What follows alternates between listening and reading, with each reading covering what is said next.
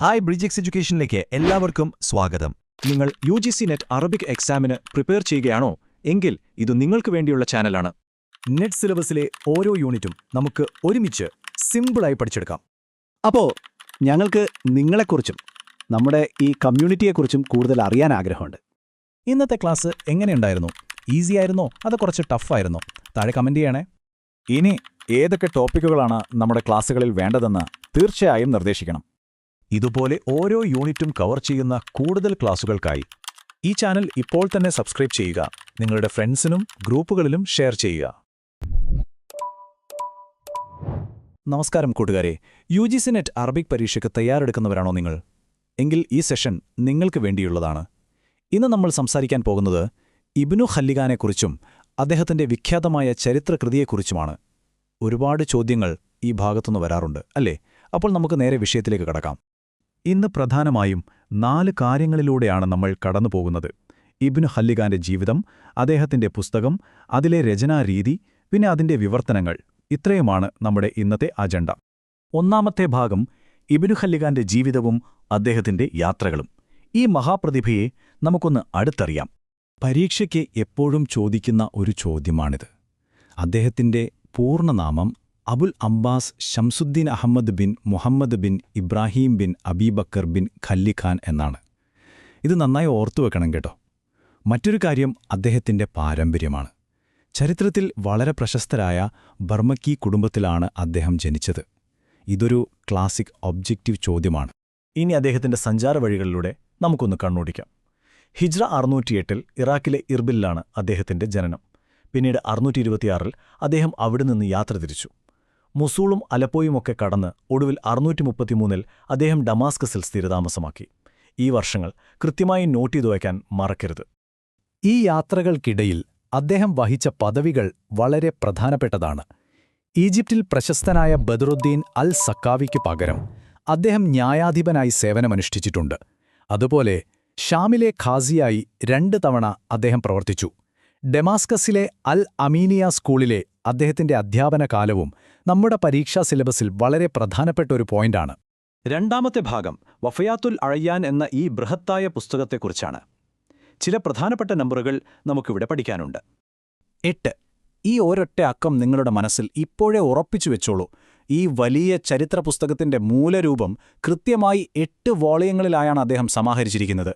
ഇത് പലപ്പോഴും പരീക്ഷകളിൽ നമ്മെ കുഴപ്പിക്കുന്ന ഒരു ചോദ്യമാണ്. അടുത്ത പ്രധാനപ്പെട്ട വർഷം ഹിജ്റ 672 എന്താണിതിന്റെ പ്രത്യേകതയെന്ന് ചോദിച്ചാൽ, ഈ ബൃഹത്തായ ജീവചരിത്ര നിഘണ്ടുവിന്റെ രചന അദ്ദേഹം ഔദ്യോഗികമായി പൂർത്തിയാക്കിയത് ഈ വർഷത്തിലാണ്.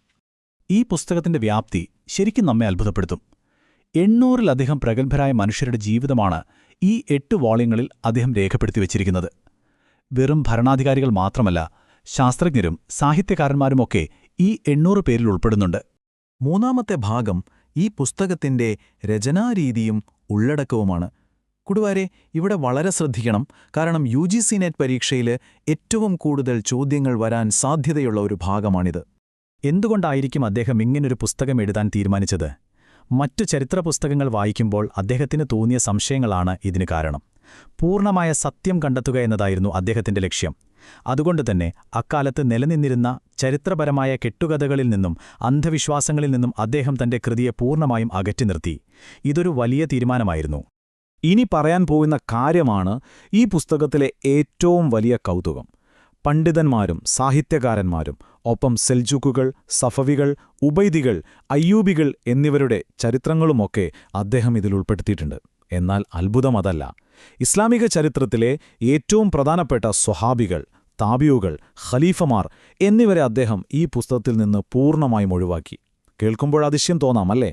ഇതാണ് നെറ്റ് പരീക്ഷയിലെ മറ്റൊരു ട്രിക്കി ചോദ്യം. ഈ പുസ്തകം ക്രമീകരിച്ചിരിക്കുന്ന രീതിയും വളരെ വ്യത്യസ്തമാണ്. അറബി അക്ഷരമാലക്രമത്തിൽ ആളുകളുടെ യഥാർത്ഥ പേരുകൾ അടിസ്ഥാനമാക്കിയാണ് അദ്ദേഹം ജീവചരിത്രങ്ങൾ നൽകിയത്. പക്ഷേ ഇതൊരു വലിയ വിമർശനത്തിന് കാരണമായി.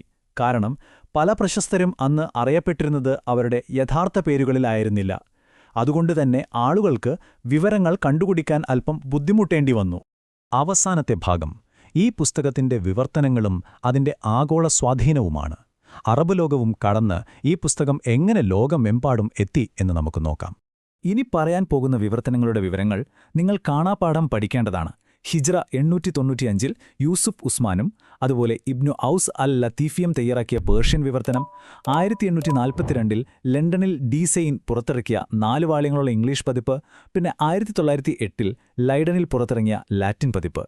ഈ പേരുകളും വർഷങ്ങളും ഇടകലർത്തി പരീക്ഷയ്ക്ക് ചോദിക്കാൻ സാധ്യതയുണ്ട്. ഈ കൃതി എത്രത്തോളം പ്രധാനപ്പെട്ടതാണെന്ന് മനസ്സിലാക്കാൻ വേറൊരു തെളിവും ആവശ്യമില്ല. പിൽക്കാലത്ത് വന്ന നിരവധി പണ്ഡിതന്മാരും സാഹിത്യകാരന്മാരുമാണ് തങ്ങളുടെ ജീവിതം ഈ ഒരൊറ്റ പുസ്തകത്തെ സംഗ്രഹിക്കാനും ഇതിന് അനുബന്ധം എഴുതാനും ഇതിനെ വിമർശിക്കാനുമൊക്കെയായി മാറ്റിവെച്ചത്. പരീക്ഷയ്ക്ക് തയ്യാറെടുക്കുന്നതിനിടയിൽ നിങ്ങളൊന്ന് ചിന്തിച്ചു നോക്കൂ. ഇസ്ലാമിക ചരിത്രത്തിലെ ഏറ്റവും പ്രധാനപ്പെട്ട ഖലീഫമാരെയും സ്വഹാബികളെയും ഒഴിവാക്കിയിട്ടും ഈ ജീവചരിത്ര നിഘണ്ടു എങ്ങനെ ആ കാലഘട്ടത്തിലെ ഏറ്റവും ആധികാരികമായ സ്രോതസ്സായി മാറി?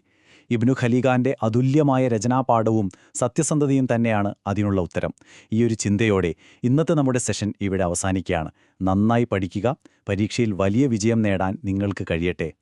അപ്പോ നമ്മൾ പ്രധാന കാര്യങ്ങളൊക്കെ പറഞ്ഞു കഴിഞ്ഞു. ഇനി അടുത്ത സ്റ്റെപ്പ് എന്താണെന്ന് നോക്കിയാലോ? ഈ വിഷയത്തിലെ മെയിൻ പോയിന്റ്സ് ഒക്കെ നിങ്ങൾക്ക് ക്ലിയർ ആയിട്ടുണ്ടാകും അല്ലേ? അപ്പോ ഏറ്റവും പ്രധാനപ്പെട്ട ചോദ്യം ഇതാണ്: ഇനി എങ്ങനെ പഠനം മുന്നോട്ട് കൊണ്ടുപോകും? നിങ്ങളുടെ പഠനത്തിന് ഒരു മുതൽക്കൂട്ടാകാൻ പറ്റിയ ഒരു വഴിയുണ്ട്. അതാണ് ബ്രിഡ്ജ് 6 എഡ്യൂക്കേഷന്റെ ഈ പുതിയ പ്രിന്റഡ് ബുക്ക്. ഈ ബുക്കിനെ സ്പെഷ്യൽ ആക്കുന്നത് ഇതിന്റെ ഉള്ളടക്കം തന്നെയാണ്. നമ്മുടെ ഓരോ ക്ലാസ്സിലെയും പോയിന്റ്സും കഴിഞ്ഞ 5 വർഷത്തെ നെറ്റ് എക്സാം ക്വസ്റ്റ്യൻസും ഇതിലുണ്ട്. ഈ ബുക്കിന്റെ ഒരു കോപ്പി ഓർഡർ ചെയ്യാൻ വളരെ എളുപ്പമാണ്.